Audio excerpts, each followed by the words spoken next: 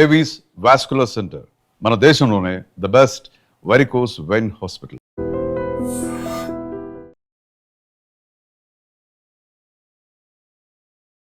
Cricket ఒక మతం అయితే సచిన్ దేవుడు. ఈ మాట వినని క్రికెట్ అభిమాని ఉండడు. దాదాపు 2 దశాబ్దాల పాటు క్రికెట్ను శాసించిన ఆ దేవుడు రిటైర్ అయినా కూడా అతని ఇంపాక్ట్ ఇండియన్ క్రికెట్పై ఎంతుందో చెప్పే విషయం ఇది. ఆ క్రికెట్ దేవుడి స్ఫూర్తితో ఇప్పుడు భక్తురాలు భారత క్రికెట్ చరిత్రలోనే సువర్ణాక్షరాలతో లిఖించదగ్గ ఇన్నింగ్స్ ఆడింది. ఉమెన్స్ క్రికెట్ను పెద్దగా పట్టించుకొని వాళ్ళతో సైతం జేజేలు కొట్టించుకొని ఇండియన్ క్రికెట్కు దేవతలా మారింది.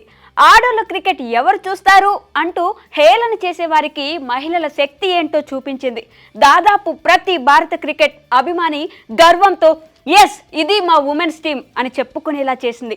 ఉమెన్స్ క్రికెట్ను శాసిస్తున్న ఆస్ట్రేలియాను మట్టి కరిపించింది. ఆమె ఎవరో ఈ పాటికే మీకు అర్థమై ఉంటుంది. ఎస్, ఆమె జెమిమా రోడ్రిగ్స్. సచిన్ ఆట చూస్తూ పెరిగి ఆయనే స్ఫూర్తిగా క్రికెట్లోకి అడుగుపెట్టింది. 4 ఏళ్ల వయసు నుంచే తండ్రి నుంచి క్రికెట్ పాఠాలు నేర్చుకుంది. ఇప్పుడు టాక్ ఆఫ్ ది ఇండియన్ క్రికెట్గా మారింది. చాలా కాలంగా జట్టులో ఉన్న జెమిమా స్టార్గా గుర్తింపు లేదు. ఇండియన్ ఉమెన్స్ టీం అంటే స్మృతి మందన, హర్మన్ ప్రీత్ కౌర్ల గురించే తెలుసు. ఉమెన్స్ క్రికెట్ను ఫాలో అయ్యే వాళ్లకు తప్పితే జెమిమా పేరు కూడా చాలామంది సరిగ్గా పలకడం రాదు. అలాంటి అమ్మాయి ఇప్పుడు చరిత్ర సృష్టించే ఇన్నింగ్స్ ఆడింది. ఎందుకంటే ఆమె పుట్టిన గడ్డ అలాంటిది.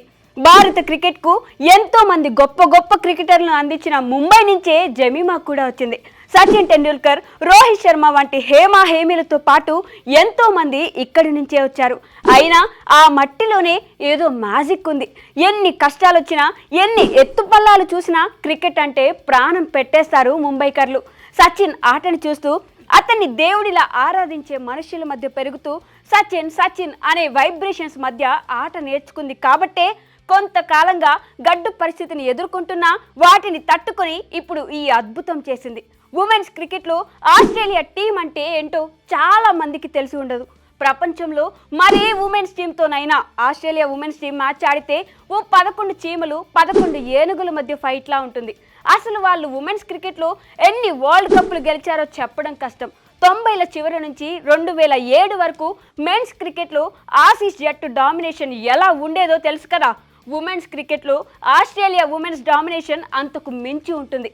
అలాంటి జట్టుతో సెమీఫైనల్ మ్యాచ్, అది కూడా 339 పరుగుల టార్గెట్. ఇంతవరకు వన్డే వరల్డ్ కప్ టోర్నీల్లో టీమిండియా 200 కంటే ఎక్కువ టార్గెట్ను చేసిన దాఖలాలు లేవు.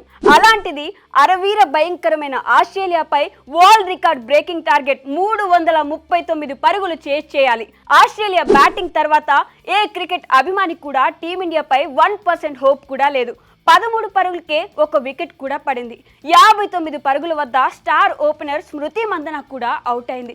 పెద్దగా ఏం జరిగింది, అనుకున్నదే అవుతోంది అంటూ క్రికెట్ అభిమానులు నిట్టూర్చారు. కానీ అలాంటి స్టేజ్ నుంచి టీమిండియా గెలిచింది. అందుకు ప్రధాన కారణం జెమిమా రోడ్రిగ్స్. తనకు కెప్టెన్ హర్మన్ ప్రీత్ కౌర్, దీప్తి శర్మ నుంచి మంచి సపోర్ట్ అందినా ఒక ఎండ్లో జెమిమా పాతుకుపోయింది. మ్యాచ్ గెలిచే ఇక్కడి నుంచి వెళ్తాననే కసి పట్టుదలను చూపించి సెంచరీతో మ్యాచ్ను గెలిపించింది. టీమిండియాను ఫైనల్కు తీసుకెళ్లింది. మ్యాచ్ గెలిచాక జెమిమా కళ్ళల్లో నీళ్లు ఆగలేదు. ఆ కన్నీళ్లలో సంతోషంతో పాటు చెప్పుకోలేనంత బాధ కూడా ఉంది. నిజానికి ఈ సెమీఫైనల్ కంటే ముందు జెమిమా ప్లేయింగ్ లెవెల్లో లేదు. ఈ వరల్డ్ కప్ టోర్నీ తొలి మ్యాచ్లో డకౌట్ అయింది. ఆ తర్వాత సెకండ్ మ్యాచ్లో ఓ 30+ రన్స్ కొట్టింది. మళ్ళీ 3వ మ్యాచ్లో డకౌట్. దాంతో ఇంగ్లాండ్తో జరిగిన మ్యాచ్లో ప్లేయింగ్ లెవెన్లో చోటు కోల్పోయింది. తనకు ఎందుకు ఇలా జరుగుతుందని టోర్నీ స్టార్ట్ అయినప్పటి నుంచి జెమిమా ప్రతిరోజు ఏడుస్తూనే ఉంది. ఈ విషయాన్ని ఆమె స్వయంగా చెప్పింది. లాస్ట్ వరల్డ్ కప్ కోసం జెమిమాను అసలు ఎంపికే చేయలేదు. అంత బ్యాడ్ ఫేజ్లో కూడా ఆమె పట్టు వదలలేదు. తనకంటూ ఒక రోజు వస్తుందని ఎదురు చూసింది. సెమీస్ కంటే ముందు న్యూజిలాండ్తో మ్యాచ్లో 76 పరుగులు చేసి తన టైం స్టార్ట్ అయిందని చెప్పకనే చెప్పింది. సెమీస్లో తన సత్తా ఏంటో చూపిస్తూ తన ఆరాధ్య దైవం క్రికెటర్ సచిన్ టెండూల్కర్ల ఆసీస్ బౌలర్లను ఊచకోత కోసింది. ఇప్పుడు దేశవ్యాప్తంగా ప్రశంసలు పొందుతున్న జెమిమా క్రికెట్ ప్రయాణం సాఫీగా ఏం సాగలేదు. ఒక సాధారణ మధ్యతరగతి కుటుంబం నుంచి వచ్చిన ఆమెకు తండ్రే తొలి గురువు. ముంబైలోని ఓ స్కూల్లో జూనియర్ కోచ్గా పనిచేస్తూ భార్య, 3 పిల్లలతో ఉన్న కుటుంబ భారాన్ని మోస్తూనే జెమిమా తండ్రి ఇవాన్ రోడ్రిగ్స్ పిల్లలకు క్రికెట్ పాఠాలు నేర్పించారు.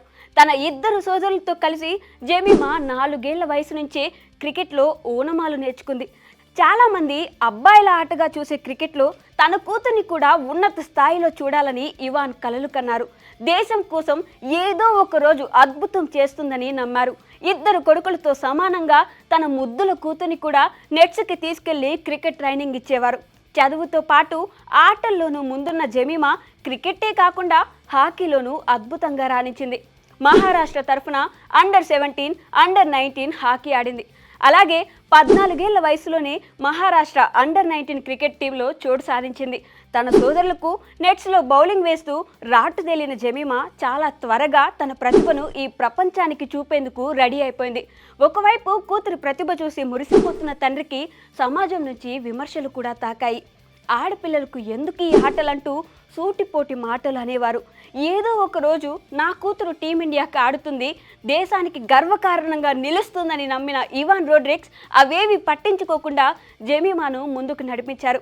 ఒకవైపు ఆర్థికంగా ఎన్ని ఇబ్బందులు ఎదురైనా కూడా తన కూతురి క్రికెట్ ట్రైనింగ్ను మాత్రం ఆయన ఆపలేదు. తండ్రి కష్టం, ఆయన బాధను చూస్తున్న జెమిమా కూడా తన తండ్రి గర్వపడేలా చేయాలని ఎంతో కష్టపడింది. అలా 2018 ఫిబ్రవరి 13న సౌత్ ఆఫ్రికాతో జరిగిన T20 మ్యాచ్తో అంతర్జాతీయ క్రికెట్లోకి అడుగుపెట్టింది. ఆ తర్వాత వెంటనే మార్చిలో ఆసీస్తో జరిగిన వన్డే మ్యాచ్తో 50 ఓవర్ల ఫార్మాట్లోకి ఎంట్రీ ఇచ్చింది. 2023లో ఇంగ్లాండ్పై టెస్టు క్రికెట్లోకి అరంగేట్రం చేసింది. టీమిండియా తరఫున దాదాపు 7 ఏళ్లుగా వైట్ బాల్ క్రికెట్ ఆడుతున్నా తనకు తగిన గుర్తింపు రాలేదు. జట్టులోకి వస్తూ పోతూ ఉండేది. స్మృతి మందన, హర్మన్ ప్రీత్ కౌర్, షెఫాలి వర్మ, దీప్తి శర్మ వంటి స్టార్ల మధ్య తనని తాను ప్రూవ్ చేసుకునేందుకు అనుక్షణం ప్రయత్నించింది. తన కష్టానికి ఇదిగో ఇప్పుడు వన్డే వరల్డ్ కప్ లాంటి పెద్ద వేదికగా ఆస్ట్రేలియా లాంటి భయంకరమైన జట్టుపై చరిత్రలో నిలిచిపోయే ఇన్నింగ్స్తో మర్చిపోలేని గుర్తింపు ఇచ్చింది. ఏ సచిన్ టెండూల్కర్ స్ఫూర్తితో క్రికెట్ను కెరీర్గా మలుచుకుందో ఆయనే స్వయంగా తనను ప్రశంసించే స్థాయికి ఎదిగింది.